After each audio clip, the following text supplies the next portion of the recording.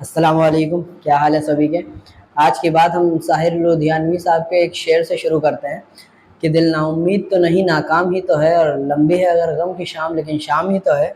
बांग्लादेश के स्टूडेंट्स ने आज ये दिखा दिया कि दिल को कभी नाउम्मीद ना करे, भले नाकाम हो जाए लेकिन नाउम्मीद नहीं करना है। और गम की शाम चाहे जितनी भी लंबी हो, रहेगी वो शाम ही का एक ना एक दिन सुबह ज़रूर आनी है। आज वैसे तो है 8 अगस्त, और बाकी बात हम जो बताने जा रहे हैं वो है 4 अगस्त की। 4 अगस्त को शेख हसीना जो एक्स प्राइम मिनिस्टर अब हैं बांग्लादेश की, वो उन्होंने रिज़ाइन करके वहाँ से भाग गई और इंडिया में वो लैंड हुई हैं।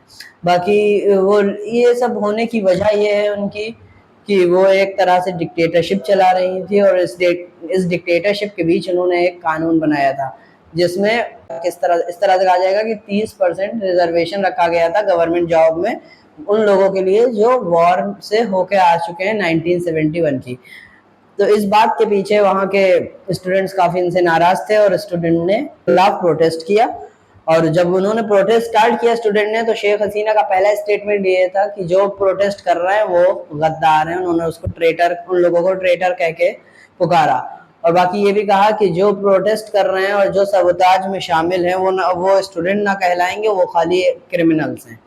तो अब देश के स्टूडेंट को आपने क्रिमिनल बता दिया, ट्रेटर बता दिया, तो उससे यही सिला मिलेगा ही। और बाकी स्टूडेंट ने ये दिखा दिया कि आज अगर यूनिटी अगर स्टूडेंट्स के बीच में है, तो चाहे कोई भी सामने शक्ति हो, कोई भी ताकत हो, कोई भी गवर्नमेंट हो, कोई भी अथॉरिटी हो, कोई भी ऑर्गेनाइजेशन हो, हर एक के खिलाफ लड़ा जा सकता है और उसको हराया जा सकता है अगर आपस में यूनिटी है। अगर आपस में यूनिटी नहीं है, इत्तेहाद नहीं है, तो कोई भी गवर्नमेंट को हराया नहीं जा सकता, किसी भी अथॉरिटी को हराया नहीं जा सकता। और लेकिन बांग्लादेश के स्टूडेंट ने ये शो कर दिया कि अगर यूनाइट हैं, सब इत्तेहाद हैं लोग, तो उनको कोई नहीं हरा सकता, चाहे जितनी बड़ी डिक्टेटरशिप हो, चाहे कोई भी कह रहा हो कि मैं डेमोक्रेसी चला रहा हूँ, भले वहाँ कहने को डेमोक्रेसी हो लेकिन सिर्फ नाम की। बाकी वहाँ अगर कोई भी तरह का वायलेंस हुआ है तो उसके हम खिलाफ हैं, क्योंकि वायलेंस कोई भी तरह का सही नहीं होता है। और ये सब चीज़ों के बीच ये भी सामने आया है कि काफ़ी बांग्लादेश के स्टूडेंट, अगर कहीं वायलेंस हुआ है तो उसमें बांग्लादेश के स्टूडेंट्स के खिलाफ भी खड़े हुए हैं। वहाँ की प्रोटेक्शन के लिए उन्होंने ह्यूमन चेन भी बनाई है। तो ये सब दर्शाता है कि अगर पढ़ा लिखा है लड़का और वो अपने हक के लिए लड़ रहा है, और अगर यूनाइट है वो लोग, तो वो ज़रूर जीतेंगे। लंबी अगर गम की शाम लेकिन शाम ही तो है, यही ये बात दर्शाती है कि क्या कहते हैं कि कोई भी आपको गवर्नमेंट, कोई भी अथॉरिटी, कोई भी ऑर्गेनाइजेशन हरा नहीं सकती अगर आप यूनाइट है। और ये दर्शाते हैं अगर आपके राइट्स के खिलाफ अगर कोई चीज़ हो रही है तो आपको उसके खिलाफ लड़ना चाहिए, ये नहीं कि मुंह बांध के बैठना रहना चाहिए। अगर 2-3 महीने पहले जब भी ये शुरू हुआ था, अगर इसके खिलाफ कोई बोलते ही नहीं बांग्लादेश में, तो डिक्टेटरशिप बढ़ती जाती। लेकिन वहाँ ये दिखा दिया कि डिक्टेटरशिप नहीं रहेगी और एक बांग्लादेश के लिए नई शुरुआत है।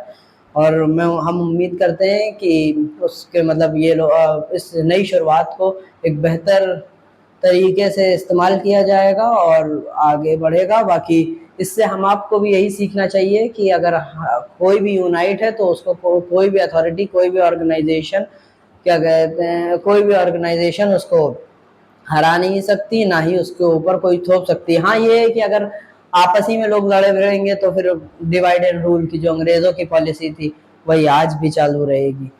इस वजह से इस बातों का ध्यान रखना है कि यूनाइट रहना है सभी को, हर किसी भी देश के लोग हों, वो किसी कोई पर्टिकुलर देश की बात हम नहीं कर रहे।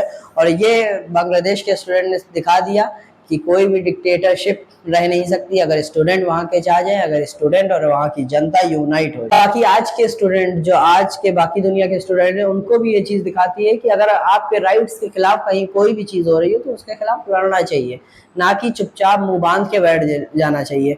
बहुत बार कॉलेजेस में भी ऐसा होता है कि बहुत से रूल बना के स्टूडेंट्स पे थोप दिए जाते हैं।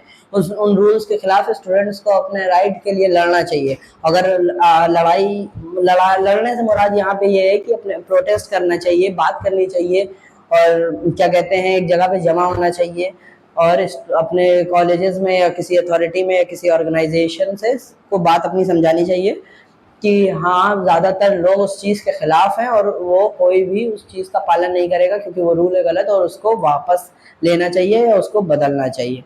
तो ये सब चीज़ें वहां से इस वक्त सीखने वाली है। अब देश कोई भी कैसा भी हो, अगर कोई चीज उससे सीखने वाली हो तो उससे जरूर सीखनी चाहिए। तो आज ये सबसे बड़ी चीज है जो उस देश से सीखी जा सकती है। लास्ट का लेसन है इस पूरे सिनेरियो से, सबको यूनाइट रहना है ताकि कोई भी डिवाइड एंड रूल पॉलिसी ना खेल पाए। सबको अपने राइट्स के खिलाफ लड़ना है, और कहीं भी कोई कुछ गलत होते हुए दिख रहा हो तो उसके खिलाफ बोलना है, मुंह नहीं बांधे रहना है। चाहे वो आपके घर का मसला हो, चाहे देश का मसला हो, चाहे मोहल्ले का मसला हो, चाहे कहीं का भी मसला हो, गलत के खिलाफ बोलना है और सही के लिए बोलना। शुक्रिया।